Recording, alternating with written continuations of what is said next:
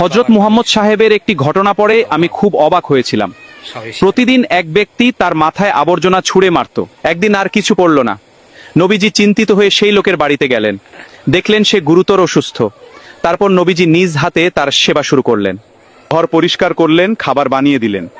লোকটি কেঁদে বলল, তুমি সাধারণ মানুষ নও, তুমি একজন মহামানব। এটাই ছিল তার আদর্শ। কি বলছে শুনুন শুনুন, হযরত মুহাম্মদ সাল্লাল্লাহু আলাইহি সাল্লামের নামে বলছে তিনিই হলেন, এই হলেন ধর্মযাজক। গায়ের কমেরা সাক্ষ্য দিচ্ছি, শুধু তাই নয়, আকাশ বাতাস চন্দ্র সূরজ গ্রহ নক্ষত্র পাহাড় পর্বত গাছপালা সব তানার অনুসরণ করে, তানার নামে দরুদ পড়ে। আর তিনি হলো মহামানব। আর তানার নামে যারা নিন্দা মন্দা গেয়ে গেয়ে বেড়ায় তারা হলো নাস্তিক। জনগণরা কি বলছেন বলুন, আর ভিডিওটা বেশি বেশি শেয়ার করিতে থাকুন।